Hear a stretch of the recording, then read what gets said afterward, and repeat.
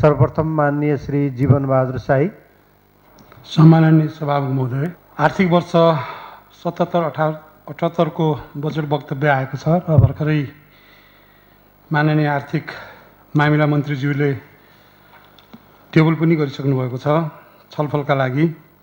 अब यो बजेट यस्तो घडीमा आएको छ जहाँ कि हामीले यो प्रदेशको मुहार परिवर्तन गर्ने हाम्रो चाहना हो, सरकारको चाहना हो, यहाँको प्रदेश सभाको चाहना हो। यद्यपि त्यति हुँदाहुँदै पनि अहिलेको यो कोभिड-19ले गर्दाखेरि हामीलाई ठुलो मर्का परेको छ। बजेट हेर्दाखेरि चिन्ता भएको बजेट छ, बजेटमा ठुलो चिन्ता छ, तर अलि चिन्तनको कमी भएको देख्छु। र हाम्रो नारा हो महामारी, भोकमरी र रोजगारी। बजेट मैले यसो हेर्दाखेरि अलिकति महामारीको पनि ठिकै जस्तो देखिन्छ, भोकमरीको लागि पनि ठिकै जस्तो देखिन्छ, रोजगारीको हकमा चाहिँ अलि शब्द परिवर्तन भयो जस्तो लाग्यो। यो राहतकारी जस्तो भएर आएको छ। शब्द त मिलेकै छ, महामारी, भोकमारी र राहतकारी बजेट चाहिँ आएको छ। अब मैले यो बजेट ठिक छैन भन्न पनि नसक्ने अवस्थामा के मानेमा पुग्यो भने बाटोमा आउँदै सुन्दै थिएँ सल्यान जिल्लाका उद्योग वाणिज्य सङ्घ, शिक्षक, विज्ञ कसले त थुप्रैले इतिहासमै सबभन्दा राम्रो बजेट आयो, यति राम्रो बजेट हो कसैले पनि विरोध नगरेपछि मलाई पनि अब विरोध त के गरिरहनु र सिङ्गो जिल्लाले गरिसकेपछि केही न केही समर्थन त मैले पनि गर्नै पर्छ कि भन्ने अब मलाई पनि त्यस्तै लागेकै छ। केही कुरा जुन हामीले सदनमा उठाएका कुराहरू आएका छन् कोभिडको, विशेष गरेर कोभिडको सम्बन्धमा, तर अब यो अलिअलि अब शब्दहरू कति मिल्छन् कति मिल्दैन थाहा छैन भन्ने अब घुमाइफिराइ गरेको छ। तर मैले यसो हेर्दाखेरि यो 2 अरब 77 करोड तत्कालीन रूपमा कोभिड-19 नियन्त्रणको लागि भनिसकेपछि यो साँच्चै नै प्रशंसनीय हो भन्ने मलाई लाग्छ। यो तर अब यो कता जोडेर त्यो राखेको हो कि त्यो चाहिँ मैले अलिकति ठम्ब्याउन सकिनँ, किनकि अगाडि पनि भनिएको छ 1 अरब 50 करोड भनेर राखिएको छ। अब त्यसमा यो जुन दीर्घकालीन स्वास्थ्यको लागि र उसको लागि भनेर चाहिँ 2 अरब 50 करोडसम्म त राख्नै पर्छ भन्ने कुरा सदनबाट धेरै जस्तो माननीयज्यूले उठाउनु भएको थियो। 2 अरब 50 को ठाउँमा चाहिँ 2 अरब 77 करोड नै राखेको हुनाले यो स्वागतयोग्य छ र यसलाई धन्यवाद दिनैपर्छ, दिन्छु पनि। तर आर्थिक वृद्धि दरमा 3.6% हुन्छ भनेर चाहिँ भनेको छ यो प्रदेशले, जबकि आइएमएफले चाहिँ मुलुककै 3.2 को कुरा आइरहेको छ अनि हाम्रो प्रदेशले चाहिँ त्यस्तो वृद्धि गर्ने चाहिँ उपाय कहाँबाट हो?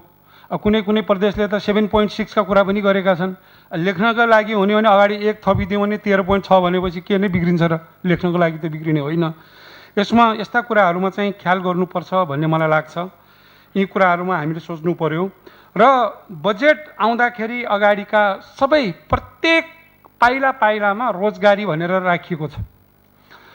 पाइला अगाडि प्रहरीमा हुन्छ गोडाफट भने पनि रोजगारी, सतर्क भने पनि रोजगारी, अगाडि हिँड भने पनि रोजगारी, पछाडि फर्के भने पनि रोजगारी भन्ने जस्ता शब्दहरू राखिएका छन्। रोजगारीको नाममा हामीले चाहिँ त्यसरी नै राख्नु होला भन्ने यो सदनको मनसाय हो भन्ने मलाई लाग्दैन। सदनले के भनेको हो भने अब विदेशबाट विशेष गरेर भारतबाट र बाहिरबाट आउने सिपमूलक मानिसहरू आउँछन्, हाम्रा अर्धदक्ष होइन दक्ष मानिसहरू आउँछन्, तिनका लागि रोजगारी र यहाँ भएकालाई पनि रोजगारी गुमाएकाहरूको लागि त्यो पार्टिकुलरली यी रोजगारीहरूमा हुनसक्छ पशुपालनको कुरा होला, हुनसक्छ चाहिँ के अरे यो ह्याचरीको कुराहरू होला, अरूको कुराहरू होला, यो खालको आउनु पर्थ्यो। अनि साना सिँचाइ 30 करोड 33 करोड राखिएको छ रोजगारी भने। रोजगार त सबै कुरामा प्राप्त हुन्छ, कुनै पनि बजेट आएपछि त्यसमा रोजगारी हुन्छ, कसै न कसैको रोजगारी चाहिँ होला, नहुने भन्ने कुरो होइन। अब यो सामाजिक सुरक्षाको कुराहरू पनि आएको छ। मुख्यमन्त्री सामाजिक सुरक्षा तथा यो यसको जीविकोपार्जन कार्यक्रमको लागि खाना, नाना र छाना। अब यति कुरा भइसकेपछि त फेरि रोजगारी पनि किन चाहियो होला? खाना पनि पाएकै छ, नाना पनि पाएको छ, छाना पनि पाएको छ, पैसा पनि 20 करोड पाएको छ। पोहोर साल पनि आयो, कसले त्यो खाना पायो, कसले त्यो नाना पायो, त्यो कसले त्यो खाना पायो, अथवा चाहिँ त्यो त्यत्तिकै अल्झियो, के भएको हो। अनि यी कुराहरूलाई पनि हामीले अलिकति ध्यान दिनुपर्छ भन्ने चाहिँ मैले राख्न चाहेँ। अनि यो निजी, सहकारी, गैर सरकारी क्षेत्र विकास साझेदार र समुदायहरूबाट हुने रोजगारमूलक मूल प्रवाहीकरणमा गरिन्छ भनेर भनिएको छ। ठिक हो, यहाँ आउनुपर्ने यो समुदाय स्तरबाट भनेको के हो फेरि? एकातिर निजी पनि भनेकै छ, सहकारी पनि भनेकै छ, गैर सरकारी त भइहाल्यो। अनि त्यसमा फेरि समुदाय, त्यो कस्तो समुदाय हो त्यो चाहिँ प्रस्ट्याउन सकिएको खण्डमा चाहिँ बजेटको शोभा चाहिँ अलि बढ्छ नै भन्ने लाग्छ। अनि यो नेपाल सरकारको समन्वयमा कोभिड-19ले गर्दा गम्भीर असर परेका उद्योग, होटल र रेस्टुरेन्ट लगायतका व्यवसायको पुनर्सञ्चालनको लागि उचित सहुलियत दिइनेछ भने।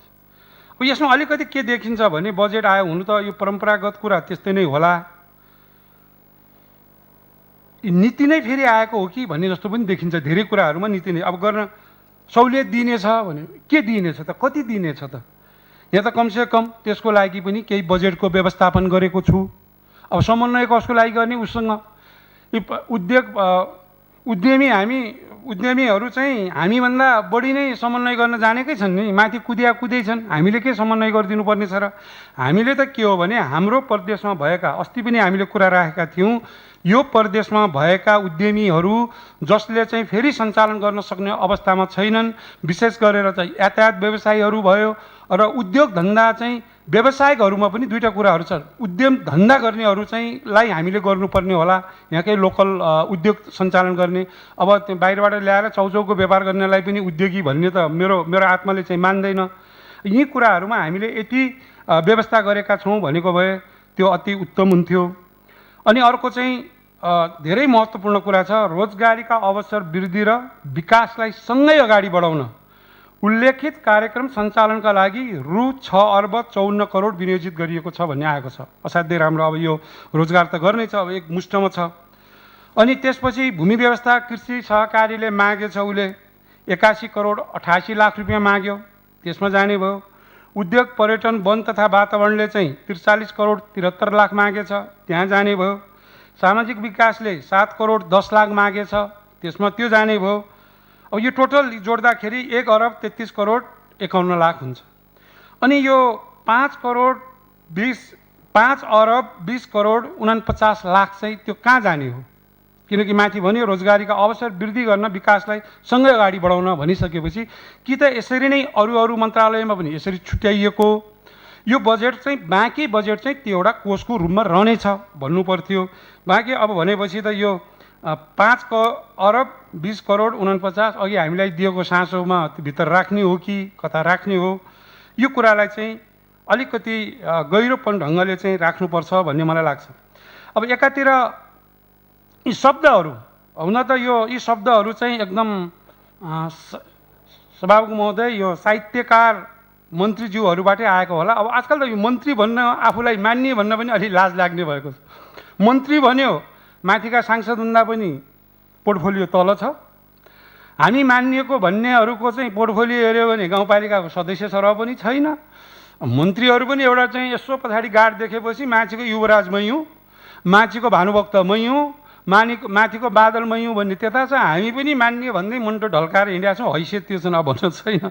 तर यी शब्दहरू मैले देखेँ कि 179 लेखा छ। विकास कार्यक्रमलाई अगाडि बढाउन जनचाहना, जनहित, जनजागरुकता, जनसहभागिता र जनस्वामित्वलाई प्राथमिकता दिइनेछ। यसका लागि सार्वजनिक सुनवाई र जनलेखा परीक्षण गरिनेछ भनेर रहेछ कि यो सार्वजनिक सुनवाई भन्ने पनि कहाँबाट? जनसुनवाई भनी राखेको भए त झन् कायदा हुन्थ्यो। जनसुनवाई राख्नु, जनलेखा परीक्षण। अनि हामीले सुन्ने गरेको त सार्वजनिक लेखा परीक्षण, जन भनेको हिजोको त्यो जस्तै भाटे कारबाहीको यो जनलेखा हो कि? त्यो भाटे कारबाही गरिदियो नि जनलेखा भनेर, जनसत्ता भनेर। त्यसैले यी कुराहरूमा पनि यो कविता भन्ने चाहिँ होइन क्या, बजेट कविता होइन। बजेट एक किसिमले इकोनोमिक्स भनेको पनि कता कता साइन्स पनि हो। यी कुराहरूलाई चाहिँ हामीले ख्याल गऱ्यौँ भने त्यो राम्रो होला भन्ने लाग्छ कि। अब मान्छेको जनजीवनमा जस्तै कसैले चाहुन् या नचाहुन्, हिजो कङ्ग्रेसको पालामा एउटा कार्यक्रम ल्याएका थिए पहिला महेश आचार्य अर्थमन्त्री हुँदा, स्वावलम्बन कार्यक्रम भन्यो। अब हाम्रै जिब्रोले पनि स्वावलम्बन भन्न जान्दैन। अब गाउँका मान्छेले कहाँबाट स्वावलम्बन भन्ने? पछि भरतमोहनको पालामा एकदम क्याची आयो, आफ्नो गाउँ आफै बनाऊ, होइन, आफ्नो गाउँ आफै बनाऊ। अनि राम्रो कुरालाई हामीले अब सार्वजनिक लेखा परीक्षण गरिने छ, सार्वजनिक रूपले गरिने छ नि, त्यसलाई चाहिँ कहाँले जनलेखा गरिने छ भन्यो। अनि यो कुरा बुझ्न पश्चिममा गयो भने जनलेखा भनेपछि नगर भनेको नि, जनगर्नु भनेपछि नगर्नु भनेको हुन्छ। कतै त्यस्ता अर्थ पनि नलागोस्। यो उपभोक्ता समितिमा बस्नु नपाउने भनेर एउटा आएको छ, त्यो मलाई असाध्यै राम्रो लागेको छ। जनप्रतिनिधि र निजका परिवारजनहरू बस्नु नपाउने भनेको त्यो धन्यवादको कुरो छ, जुन मान्यज्यूहरूले पनि त्यो उठाउनु भयो जस्तो लाग्छ। त्यसमा यो बजेटको कार्यक्रम पनि आयो। अब त्यो भन्ने बित्तिकै जनप्रतिनिधि र उनका परिवार त बस्न नपाउने भए, अब नेता त बस्न पाउने भयो नि त। जनप्रतिनिधि र नेतामा त फरक छ। हामी जनताबाट निर्वाचित भएका एउटा होला। अब त्यो त्यस कारणले मैले भन्नु खोजेको के हो भने, यसमा कुनै पनि ठुला पार्टीहरूका कार्यसमितिका जिल्ला कार्यसमितिका, गाउँ कार्यसमितिकाहरू बस्नु हुँदैन। त्यो पनि थप्नु पर्यो। अनि त्यो भनिसके हाम्रो संस्कार हो भन्ने, जनप्रतिनिधिलाई नबस भनेको छ, नेताहरूलाई नबस भनेको छ, कर्मचारीलाई नबस भनेको कहाँ छ र भन्ने कुरा पनि आउला। त्यस कारणले संस्थागत प्लस सरकारी कर्मचारी पनि रहनु हुने छैन भनी लेख्नु पर्यो। किनकि त्यो हामीले देखेका छौँ। कालीकोटको त मैले रिपोर्टै बुझाएको हो त। सभामुख महोदय, मन्त्रीज्यूले भन्नुभयो मैले त कारबाही गरेँ भन्यो। त्यो कारबाही कहाँनिर भयो त्यो थाहा भएन। त्यसैले यी कुराहरू पनि राख्नु उपयुक्त हुन्छ भन्ने चाहिँ मैले सुझाव दिन चाहन्छु सभामुख महोदय। अनि यी कति कुराहरू गजेङ मजेङ जस्ता के कस्तो भने, सुर्खेत विमानस्थलको स्तर उन्नति र उच्च प्रतिफल हुने जलविद्युतका लागि वित्तीय व्यवस्थापनतर्फ रु 75 करोड छुट्याइनेछ भने, अब यो एकदम उच्च प्रतिफल कस्तो बिजुलीले दिने हो मलाई त्यो थाहा भएन, होइन। जलविद्युतका लागि भनेको भने उच्च प्रतिफल दिने भनेपछि केही साँच्चै राम्रै फल देला त्यसले। फेरि यो 197 को हो। 98 के भन्यो भने, सुर्खेत विमानस्थलको विस्तार र स्तर उन्नतिका लागि जग्गा व्यवस्थापनमा 50 करोड विनियोजन गरेको छु। अब यो दुइटै गरेर 1 अरब 25 करोड गरेको छु भने पनि त केही बिग्रिन। अब कतै सांसदहरूले आँखा ठुल्ठुलो पो हेर्छन् त 1 अरब 25 करोड भएछ भन्ने सोचाइले यसलाई गरेको हो कि दुइटै कुरा त उही देख्छु, होइन। अब जग्गामा यो कुरो राम्रो हो। यो कुरो पोहोर साल पनि उठेकै हो।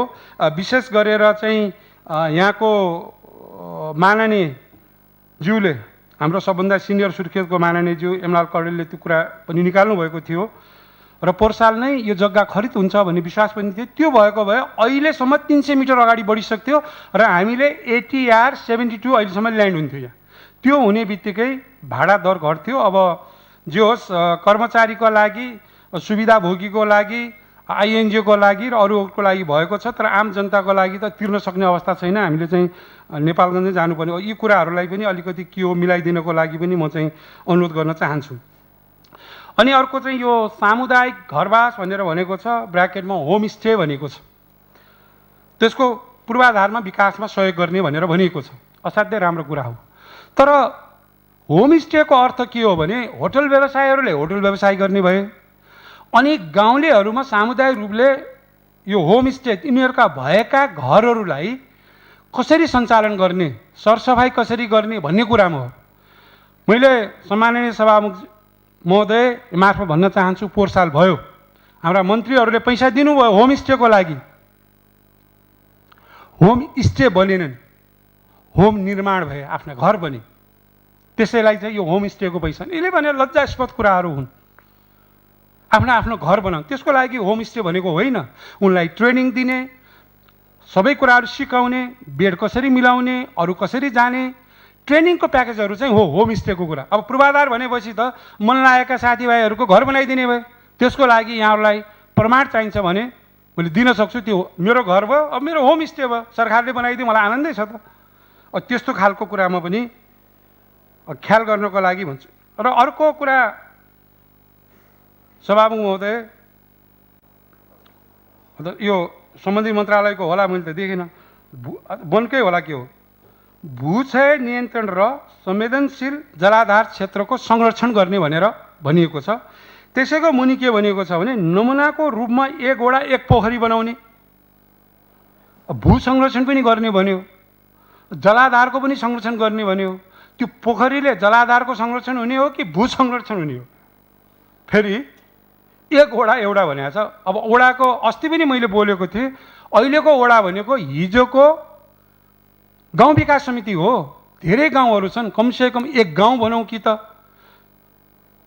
अब मेरै गाउँको म त अब मान्छे पनि ठाडै छु, बस्ने गाउँ पनि साह्रै भिर छ कि त्यहाँ चाहिँ कहाँको पोखरी बन्ने छ त त्यो गाउँमा, वडामा?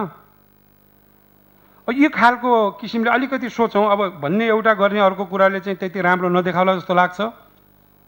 अनि अर्कोतिर हामी भनिरहेका छौँ कि हामीलाई अहिलेको भोकमरीले साह्रै सताउने भयो, अर्को अवस्था आउँछ। फेरि के भन्छौँ भने अर्कोतिर कर्णाली कोसेली घर बनाउनु पर्यो भनेर पैसा छुट्याएको छौँ। यहाँ अहिले के को कोसेली दिने हो, खानै नपाउने अवस्थामा छौँ अहिले भने होला। भोलि हाम्रो चाहिँ पर्याप्त मात्रामा उत्पादनहरू भइसकेपछि कहाँ बेच्ने र कहाँ बेच्ने भएपछि कोसेली घर बनाउँला नि। अहिले त्यो 1 करोड चाहिँ कोसेली घरको ठाउँमा चाहिँ अस्ति माननीय ज्यूहरूले भन्नुभएको छ अझ त्यसलाई पनि स्वास्थ्यमै थपौँ, त्यसलाई बर्थिङ सेन्टरमा लगानी गरौँ, स्वास्थ्यका बिल्डिङहरू बनाऊँ, त्यो राम्रो होला त। अनि अर्को कुरा चाहिँ यो द्वन्द्वकालमा भएको जमिनको समस्या समाधानका लागि अस्ति नीति तथा कार्यक्रम पनि आयो। अब बजेटमा पनि फेरि त्यही आएछ कि त्यसको लागि बजेट कति छुट्याइएको छ भने भन्नु पर्यो। होइन भने यो हिजो सङ्घमा नै नमिलेको कुराहरूको लागि हामीले समन्वय गर्नेछौँ भनेर एक लाइन किन थप्नु? मसीको मात्र खेर, दुःखको मात्र ऊ, मान्छेलाई चित्तै बुझाउनलाई यी लेखिदिएको छ भने हो भने त मैले भन्नु केही पनि छैन। होइन भने यस्ता देशमै जटिल अवस्था आएका कुराहरूलाई हाम्रो बजेटमा नआउँदाखेरि चाहिँ राम्रो हुन्छ भन्ने चाहिँ हो सभामुख महोदय। 53मा एउटा मलाई चाहिँ यो असाध्यै अप्ठ्यारो अनिजी लागेको कुराहरू कति भन्यौँ, संवैधानिक व्यवस्था, संविधानले लेखेका कुराहरूलाई संविधानको पालना गर्नुपर्छ हामीले।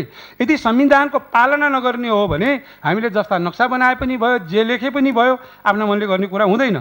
यो 53मा के भन्छ भने मुख्यमन्त्री रोजगार कार्यक्रम उपभोक्ता समूह अहिलेसम्म छ, ठिकै छ, त्यसले गर्ला।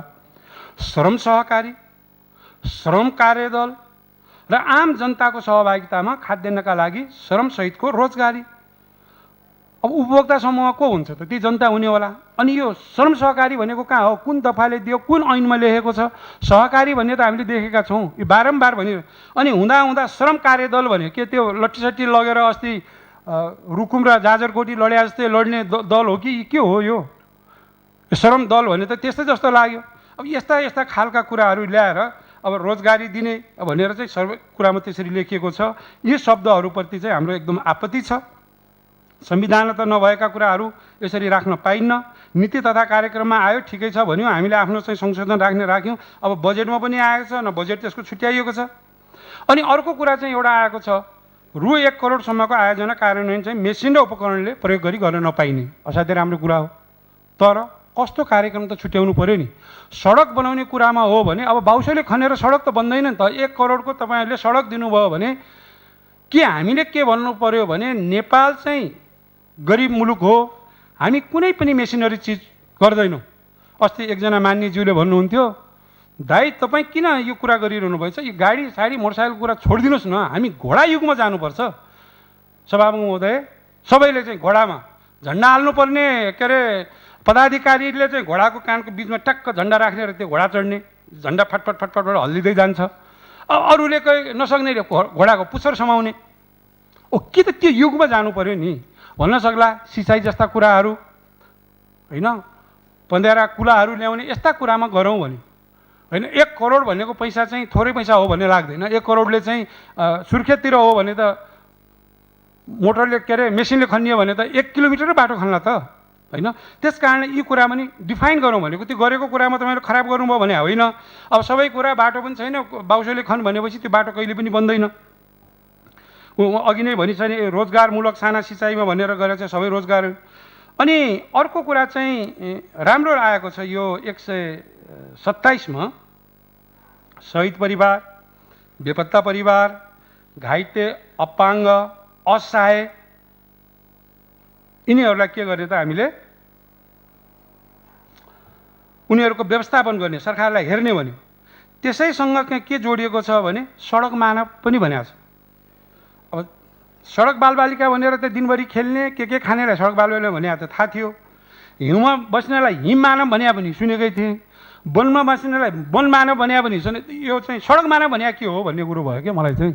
सडक मानवहरूको पनि व्यवस्थापन, उनीहरूसँग आश्रय हुने कि सडकमा एउटा छुट्टै राउते जाति जस्तो मानव छ कि त्यहाँ, कि घरबार नभएका भने सुकुम्बासीहरू हुन् होइन। अब के यहाँकै पनि केही गरेर यी सबैलाई चाहिँ सडक मानव बनाउने चाहिँ प्रयासमा छौँ, त्यही मानव भने हो कि? त्यो कुरा चाहिँ मैले बुझ्न सकिनँ।